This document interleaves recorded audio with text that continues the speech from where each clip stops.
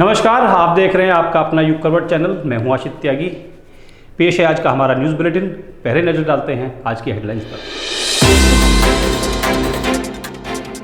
चोरी खाते हुए पकड़े गए शिवराज सिंह चौहान। रेलवे ने हनुमान जी को बताया कब्जाधारी, नोटिस भी दिया। हिजाब मामले में सुप्रीम कोर्ट नहीं दे पाया कोई फैसला। और यूपी की कैबिनेट बैठक में 3 प्रस्तावों को मिली मंजूरी। मध्य प्रदेश के मुख्यमंत्री शिवराज सिंह चौहान की एक हरकत ने उन्हें मजाक बना दिया है। एक कार्यक्रम में वो प्रधानमंत्री नरेंद्र मोदी के साथ बैठे हुए थे, तभी अचानक जेब से कुछ निकालकर चोरी छुपे खाने लगे। लेकिन प्रधानमंत्री की नज़र उन पर पड़ गई। शिवराज सिंह चौहान सकपक आ गए। लोग इस वीडियो को मजे लेकर वायरल कर रहे हैं। मध्य प्रदेश के मुख्यमंत्री शिवराज सिंह चौहान का ये वीडियो जमकर ट्रेंड कर रहा है। लोग तरह तरह की बातें लिखकर वीडियो को वायरल कर रहे हैं। इसमें शिवराज सिंह चौहान प्रधानमंत्री नरेंद्र मोदी के साथ बैठे हैं। बेहद सावधानी से नज़र बचाते हुए अपनी जेब से कुछ निकालते हैं, जिसे लोग काजू बता रहे हैं। शिवराज सिंह चौहान चोर नज़रों से इधर उधर देखते हैं और एकदम से उस चीज़ को अपने मुंह में डालते हैं। लेकिन गड़बड़ यही हो गई, टाइमिंग गलत हो गई। जैसे ही हाथ मुंह तक पहुंचा, प्रधानमंत्री शिवराज की ओर पलट गए। अब शिवराज सिंह चौहान का चेहरा देखने लायक था। वो एकदम से सकपक आ गए, यहाँ तक कि कुर्सी तक छोड़ने लगे। इस वीडियो पर एक यूज़र ने लिखा है कि मन ललचाए तो रहा ना जाए। एक और व्यक्ति लिखता है कि न खाऊंगा न खाने दूंगा, एमपी में नहीं चलता। यहाँ तो मुख्यमंत्री ही चोरी से खा रहे हैं। ब्यूरो रिपोर्ट, युग करवट। झारखंड में हनुमान जी संकट में आ गए हैं। जी हाँ, उनको संकट मोचन कहते हैं, लेकिन वो खुद संकट में हैं। वहाँ पर रेलवे ने उनको अतिक्रमणकारी बताते हुए नोटिस जारी किया है। नोटिस में कहा गया है कि मंदिर के माध्यम से आपने सरकारी ज़मीन कब्जा ली है। नोटिस में ये भी कहा गया है कि 10 दिन के अंदर इसका जवाब देकर ज़मीन रेलवे को लौटा दीजिए।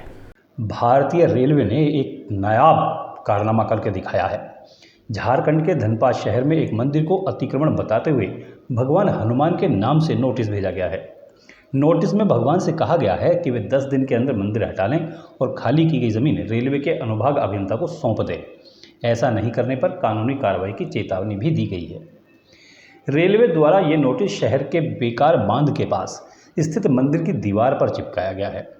ये मंदिर वर्षों पुराना है। नोटिस में सीधे सीधे हनुमान जी को संबोधित करते हुए लिखा गया है कि आपके द्वारा रेलवे की ज़मीन पर अवैध तरीके से कब्जा किया गया है। यह कानूनन अपराध है। 10 दिन में ये जगह खाली नहीं किए जाने पर आपके विरुद्ध कानूनी कार्रवाई की जाएगी। इतना ही नहीं, नोटिस की आखिरी लाइन में रेलवे ने हिदायत दी है कि इसे अति आवश्यक समझें। रेलवे के इस नोटिस पर स्थानीय लोगों ने विरोध जताया है। लोगों का कहना है कि कई पीढ़ियों से वो हनुमान जी की पूजा अर्चना करते आ रहे हैं। यहाँ लोग 1931 से रह रहे हैं। रेलवे मंदिर हटाने के लिए दबाव बना रहा है। हनुमान जी को नोटिस मिला है कि हनुमान जी यहाँ जगह खाली करिए। तो हम लोग यहाँ कम से कम 1931 से हैं। हम लोग का रेलवे वाला नोटिस दिया है, ये नहीं बोला है कि कब खाली करें। तो हम लोग इतना बाल बच्चा लेके कहाँ जाएंगे। मंदिर का निर्माण कब हुआ था? कम से कम 50-60 साल हो गया, इससे ऊपर हो गया। अभी हम लोग का जन्म भी नहीं था, तब से ही मंदिर है। इससे पहले भी कोई नोटिस आया? कोई नोटिस नहीं आया है। कोई नहीं बोला है कि आप खाली करिए या मंदिर यहाँ मत बनाइए। जब मंदिर बना तो उसी घड़े मतलब रेलवे वाला बोलता कि यहाँ मंदिर आप लोग मत बनाइए, यहाँ जगह खाली कर दीजिए। तो हम लोग नहीं बनाते। यहाँ मेरा कुल देवता है, पुरखा पुरखी मरा हुआ है। शादी हो के मेरा दादी यहीं धनबाद में आई, यहीं पर हम लोग रहते हैं। कम से कम हम लोग 400 घर हैं। ये हास्यास्पद लग रहा है कि एक भगवान को नोटिस दिया जा रहा है। हाँ, तो भगवान को तो पहले नोटिस दिया हुआ है कि भगवान जी आप यहाँ खाली करिए। तो भगवान जी खाली करेंगे तो कहाँ जाएंगे। नोटिस सामने आने के बाद अब सवाल ये है कि इस नोटिस के जवाब में मंदिर में वास कर रहे भगवान इसकी पैरवी कैसे करेंगे। बहरहाल देखना होगा कि रेलवे द्वारा क्या एक्शन लिया जाता है। ब्यूरो रिपोर्ट, युग करवट। सुप्रीम कोर्ट में आज हिजाब प्रकरण पर फैसला आना था, लेकिन कर्नाटक हाई कोर्ट के फैसले को जारी रखा गया है। अभी किसी भी शिक्षण संस्थान में वहाँ हिजाब पहनकर नहीं जाया जा सकता। इस केस की सुनवाई सुप्रीम कोर्ट के 2 जज कर रहे थे और दोनों ही जजों की राय अलग अलग थी। एक इसके समर्थन में थे और इसके विरोध में थे। इसलिए अब इस केस की सुनवाई सुप्रीम कोर्ट की बड़ी बेंच करेगी। आज का जो जजमेंट था हिजाब का, बहुत दिन से जिसके ऊपर इंतजार था, वो आज जज ने कोर्ट ने प्रोनाउंस कर दिया है और इसके अंदर स्प्लिट जजमेंट आया है। इसमें ऑनरेबल जस्टिस हेमंत गुप्ता साहब ने उसको जो है अपील को जो है उन्होंने डिसमिस करा है और जियो वगैरह जो थे कर्नाटका गवर्नमेंट के उसको अपहेल्ड करा है। लेकिन justice Gulia honourable justice Gulia ने डिफरेंट व्यू लिया है इसके अंदर, इस मैटर के अंदर, और उन्होंने इस मैटर के अंदर उसको अपील्स को अलाउ करा है और उन्होंने 3 पॉइंट्स के ऊपर इसको मेन एम्फेसिस दिया है। उन्होंने एक तो बिजॉय मैनुअल का जो जजमेंट है सुप्रीम कोर्ट का उस पर रेफर करा है और उसके बाद उन्होंने ये जो चॉइस है जो अपना सिर के ऊपर किसी को हिजाब रखना है या किसी को कवर करना है, ये लेडी का अपना चॉइस है, तो इस पॉइंट के ऊपर भी उन्होंने एम्फेसिस दिया है।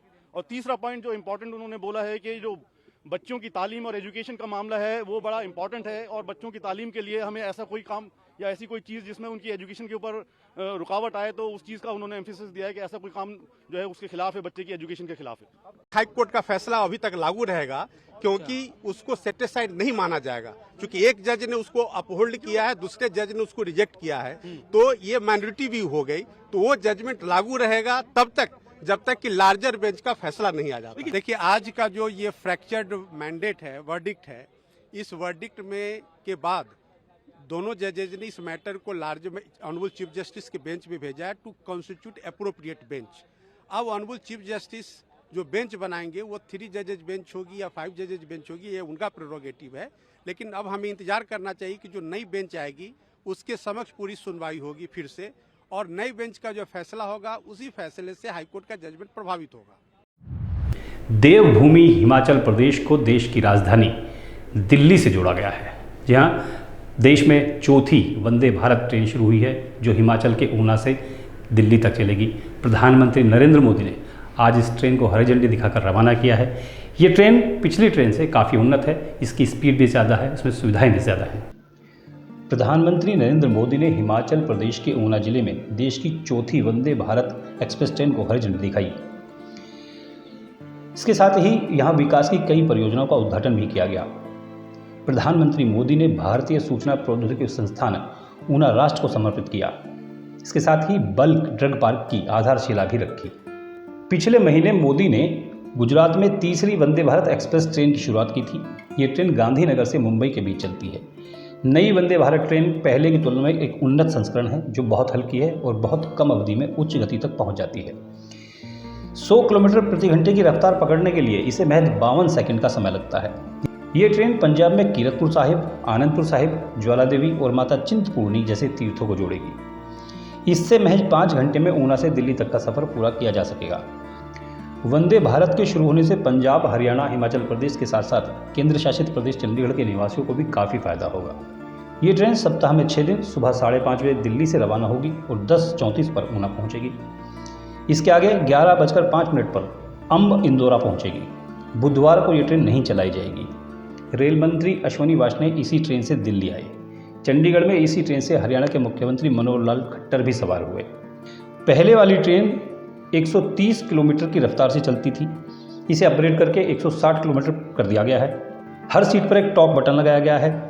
सीट के पास टॉक बटन से सीधे ड्राइवर से बात हो सकती है। अब चेन पुल करने की जरूरत नहीं पड़ेगी। ब्यूरो रिपोर्ट, युग करवट। उत्तर प्रदेश सरकार की कैबिनेट की बैठक हुई जिसमें 30 प्रस्ताव पास हुए हैं। इसमें नई इलेक्ट्रिक नीति को मंजूरी दी गई है। अब इलेक्ट्रिक वाहन खरीदने पर 15% की सब्सिडी मिलेगी। धान का समर्थन मूल्य सरकार ने घोषित कर दिया है, उसके खरीदने की प्रक्रिया भी शुरू हो गई है। इसके साथ ही पर्यटन से जुड़े 2 प्रस्ताव भी पास हुए हैं। उत्तर प्रदेश सरकार ने गुरुवार को कैबिनेट की बैठक में इलेक्ट्रॉनिक वाहन नीति 2022 को मंजूरी दे दी है। लोक भवन में हुई इस बैठक में धान के खरीद मूल्य के साथ साथ 30 प्रस्तावों पर मोहर लगी है। नई इलेक्ट्रॉनिक वाहन नीति के तहत अब इलेक्ट्रॉनिक वाहनों पर 15% की सब्सिडी मिलेगी। वर्ष 2022-23 में धान का क्रय मूल्य 2020 रुपये प्रति क्विंटल तथा 2060 रुपये प्रति क्विंटल के हिसाब से तय किया गया है। लखनऊ संभाग के 3 जिले लखनऊ, हरदोई, सीतापुर, बरेली, मुरादाबाद, सहारनपुर, आगरा, झांसी मंडल में आने वाले जनपदों में 1 अक्टूबर 2022 से 31 जनवरी 2023 तक धान का क्रय किया जाएगा। साथ साथ आत्मनिर्भर भारत बनाने की दिशा में हम लोग डीजल और पेट्रोल पर हमारा निर्भरता कम हो, इसलिए इलेक्ट्रिक वाहनों को प्रोत्साहन करने के लिए ये नीति विशेष रूप से आज लाई गई है। इसके जो प्रमुख बिंदु हैं उसमें खास तौर से अगर आप दुपहिया वाहन खरीदेंगे या तिपहिया वाहन खरीदेंगे या चौपहिया वाहन खरीदेंगे, उसके लिए आप लोगों को चार्जिंग स्टेशन पे भी सब्सिडी है, स्वीपिंग स्टेशन पर भी सब्सिडी है, और जहाँ तक स्कूटर मोटरसाइकिल खरीदने के ऊपर जो हमारा इस समय हमने प्रस्तावित किया है, जो आज पास हुआ है, उसमें 5,000 रुपये दुपहिया वाहन के ऊपर सब्सिडी है, तिपहिया पर 12,000, 4 व्हीलर पर 1 लाख रुपए तक और 20 लाख रुपए तक बसों पर, जो निजी बसें हैं उसको खरीदने के लिए। तो ये अपने आप में एक बहुत ही आकर्षक मैं समझता हूँ कि नीति आई है। इसी प्रकार नवंबर 2022 से 28 फरवरी 2023 तक लखनऊ, रायबरेली, उन्नाव, चित्रकूट, कानपुर, अयोध्या, बस्ती, गोरखपुर, वाराणसी, मिर्जापुर और प्रयागराज में धान की खरीद होगी। धान की खरीद का समय सुबह 9 बजे से शाम 4 बजे तक तय किया गया है। कि चना और मसूर के हम 1.5 लाख मिनी किट निःशुल्क, 2.5 लाख मिनी किट किसानों को हम निःशुल्क उपलब्ध करवाएंगे। 1.5 लाख निःशुल्क मिनी किट मसूर का होगा, 1 लाख मिनी किट चना का होगा। मसूर 8 किलो एक किट के भीतर होगा, चना 16 केजी का किट होगा। तो इस प्रकार से 16,000 क्विंटल चने का, 12,000 क्विंटल मसूर का, 28,000 क्विंटल दलहन के बीज हम निःशुल्क किसानों के बीच में वितरित करेंगे और इस पर 32 करोड़ 64 लाख रुपए की धनराशि व्यय होगी। यह कार्यक्रम आज के बाद से तुरंत शुरू कर दिया जाएगा। सभी 75 जनपदों के भीतर इसका वितरण होना है, जहां पर वो 2 लाख हेक्टेयर प्राथमिकता में होंगे, जहां के किसान खरीफ का आच्छादन नहीं कर पाए थे या सूखे की वजह से उन्होंने अपने खेत को उलटना पड़ा या अतिवर्षा की वजह से उनकी तिलहन की फसल खराब हुई है या बाढ़ की वजह से खराब हुई है और उससे बचता है तो शेष अन्य किसानों को। इस बैठक में तय किया गया है कि 25 जिलों में मक्के की खरीद की जाएगी और 18 जनपदों में बाजरा भी खरीदा जाएगा। ब्यूरो रिपोर्ट, न्यूज़ करवट। गाजियाबाद के प्रोबेशन विभाग की बड़ी किरकिरी हो रही है। इस विभाग में तैनात एक अधिकारी की रिश्वत लेते हुए वीडियो जारी हुई है। आरोप है कि बाल सुधार गृह में जो बच्चे बंद हैं उनके अभिभावकों से निरीक्षण के नाम पर पैसा लिया जाता है। कुछ लोग इस वीडियो को 1 साल पुराना बता रहे हैं, लेकिन जिलाधिकारी आर.के. सिंह ने सीडीओ को इस पूरे मामले की जांच के आदेश दे दिए गए हैं। जांच के बाद कार्रवाई की बात कही जा रही है।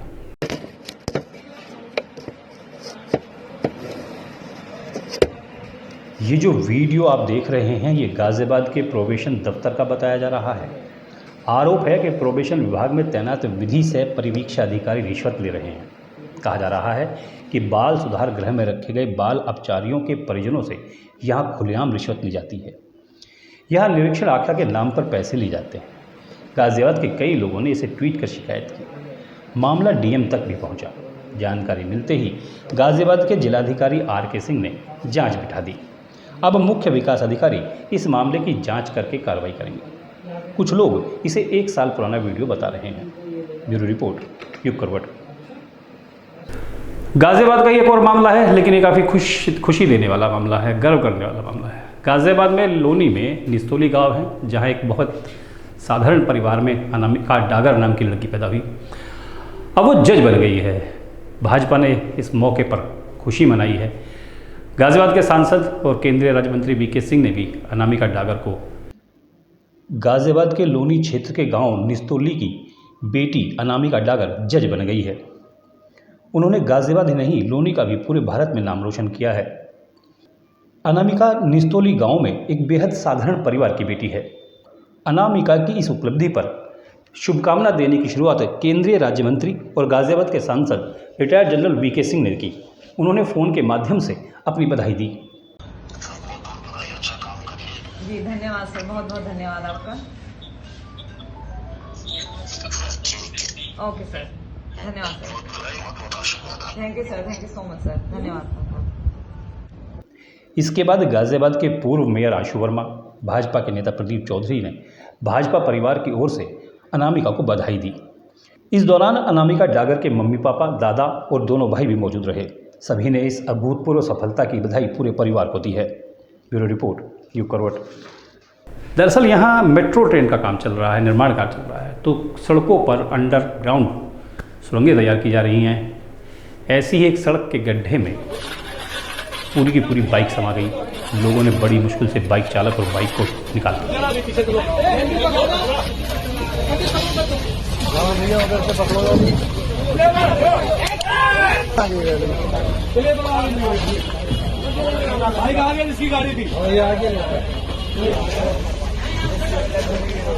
अब हम आपको दिल्ली के एक चोरनी से मिलवाते हैं। आप भी देखिए कितनी बेखौफ है। पीतमपुरा के एक मंदिर में घुस गई अपने साथी के साथ। मूर्ति के मुकुट, दिया, लड्डू गोपाल, कई चीज़ें वहाँ रखी थी जो उनको चुरा के वो ले गई। उसके साथ उसके 2 साथी भी थे। वीडियो फुटेज के आधार पर पुलिस ने उसको गिरफ्तार कर लिया है। मंदिर में सीसीटीवी कैमरे लगे हुए थे, इसीलिए वो पकड़ में आ गए। ये तस्वीरें आपको भी हैरान कर देंगी। जिस वीडियो को आप देख रहे हैं ये दिल्ली के पीतमपुरा में सदाशिव मंदिर की है। इसमें एक लड़का और लड़की चोरी करते दिख रहे हैं। ये मंदिर के सीसीटीवी की फुटेज है। इन्होंने बारी बारी से अलग अलग दरवाजे खोले, फिर कलश, लड्डू गोपाल, मुकुट और जोत चुरा कर ले गए। ये इतने बेखौफ थे कि चेहरे तक को नहीं ढका। कैमरे की फुटेज सामने आने के बाद पुलिस ने इनको गिरफ्तार कर लिया है। इनके नाम राजकुमार और कोमल बताए गए हैं। इनका एक और साथी वारदात में शामिल था। फरमान नाम के उस लड़के को भी गिरफ्तार कर लिया गया है। ब्यूरो रिपोर्ट, यू करवट। रबूपुरा से बुरी खबर है। यहाँ यमुना एक्सप्रेस वे पर एक डबल डेकर बस का एक्सीडेंट हो गया। उसको एक ट्रक ने टक्कर मारी। बस सड़क से नीचे गिर गई। दर्जनों लोग घायल हैं। एक की मौत भी हो चुकी है। पुलिस ने सभी घायलों को अस्पताल पहुंचाया है। आज यमुना एक्सप्रेस वे पे रबपुरा थाना अंतर्गत एक डबल डेकर बस जो कि गोरखपुर से लुधियाना की ओर जा रही थी, आते समय उसके आगे एक ट्रक जो कि जिस पे पत्थर भरा हुआ था उससे पीछे से जाके बस ने टक्कर मार दिया और टक्कर मार करके वो डिवाइडर किनारे के जो लोहे के बोल्डर लगे होते हैं उस पे जाके टकरा गई और नीचे उतर गई, जिसमें लोग घायल हुए थे। तत्काल पुलिस द्वारा सक्रियता दिखाते हुए सभी घायलों को अस्पताल भेजा गया। दौरान इलाज एक व्यक्ति की मृत्यु हो गई है और अन्य लोगों का इलाज चल रहा है जो खतरे से बाहर है। तत्काल पुलिस ने रेस्क्यू करते हुए सबको अस्पताल पहुंचाया। इसमें अन्य विधिक कार्रवाई की जा रही है। गाजियाबाद के नेहरू नगर में सरस्वती विद्या मंदिर है। इस स्कूल के प्रबंधन ने अपने बच्चों को व्यापार सिखाने के लिए पहल की है। यहाँ 15 और 16 अक्टूबर को दीपावली मेला लगाया जाएगा, जिसमें स्कूल के बच्चे ही स्टॉल लगाएंगे और सांस्कृतिक कार्यक्रम करेंगे। दीपावली पर्व के अवसर पर सरस्वती विद्या मंदिर में दीपावली हाट का आयोजन 15 और 16 अक्टूबर को किया जा रहा है। इस मेले का उद्देश्य स्कूल के बच्चों को व्यापार सिखाना है। मेले में बच्चों द्वारा अनेक प्रकार के व्यंजन, दीपावली से संबंधित सामान, मनोरंजक खेल, पंजाबी लोक नृत्य, भंगड़ा, हरियाणवी नृत्य, राजस्थानी नृत्य के कार्यक्रम आयोजित किए जाएंगे। बच्चों के मनोरंजन के लिए और बच्चों के लिए 12-15 खेल हैं जैसे, और म्यूजिकल चेयर जो बड़ों के लिए भी है। तो ये सब चीज़ें, इसका कोई शुल्क नहीं है। और इसके अलावा मंच पर दोनों दिन कार्यक्रम होंगे। तो जैसे विद्यालय का वार्षिक उत्सव जैसा भी ये है तो उसमें भी ये रहेगा। तो इसमें लगभग 1000 बच्चों की प्रत्यक्ष उसमें भागीदारी है और ये बच्चों के पैसों से ही हम आयोजित कर रहे हैं। हमने अपने 1000 बच्चों से, जो 9वीं क्लास से ऊपर के बच्चे हैं, उनसे 500-500 रुपये लिए हैं और उससे हम ये मेला आयोजित कर रहे हैं। और हमने उनसे ये वादा किया कि हम ये 500 रुपये उनको वापस करेंगे और इसमें जो प्रॉफिट होगा वो भी 100% वापस करेंगे। बच्चों की ही टीम इसका पूरा संचालन कर रही है। तो उनके लिए एक फाइनेंस का प्रोजेक्ट भी है कि भाई कैसे एक मेले का आयोजन होता है। तो हमारे जो कॉमर्स के टीचर हैं, देश दीपक जी और ये सब लोग, ये उसका पूरा फाइनेंस का पूरा मॉडल देख रहे हैं। राष्ट्रीय शिक्षा नीति में भी छात्रों को वोकेशनल एक्सपोजर देने का प्रावधान है। इसके तहत विद्यालय स्तर पर छात्रों को स्किल डेवलपमेंट के आधार पर उन्हें भविष्य के लिए कुशल बनाना और स्वावलंबी जीवन जीने के लिए तैयार करना है। विद्यालय में बच्चों के वोकेशनल एक्सपोजर के लिए मल्टी स्किल डेवलपमेंट लैब बनाई जा रही है। उद्घाटन इसका 15 तारीख को शाम को 6 साढ़े 6 बजे होगा और उसमें विद्या भारती के राष्ट्रीय सह संगठन मंत्री और हमारे विद्या भारती क्षेत्र के संगठन मंत्री डोमेश्वर साहू जी रहेंगे और हमने प्रशासन से भी सभी लोगों को आमंत्रित किया है, तो एसएसपी साहब, डीएम साहब और सभी का इसमें आने की संभावना है। इसके साथ ही बच्चे प्रोडक्शन वैल्यू एडिशन के साथ साथ एंटरप्रेन्योरशिप के सभी गुण सीख सकेंगे। यह मेला एक सुंदर अवसर है। इसमें गाजियाबाद के सामान्य जनता को भी आमंत्रित किया गया है। मेले का उद्घाटन 15 अक्टूबर की शाम 5 बजे होगा। ब्यूरो रिपोर्ट, युग करवट। तो आज के लिए बस इतना ही। गाजियाबाद और देश विदेश की खबरों के लिए देखते रहिए युग करवट और पढ़िए आपका अपना युग करवट न्यूज़पेपर। युग करवट चैनल को लाइक करें, सब्सक्राइब करें और कमेंट ज़रूर करें। आपके कमेंट हमारे लिए बहुत महत्वपूर्ण हैं। अपनी राय हमें ज़रूर बताएं। नमस्कार।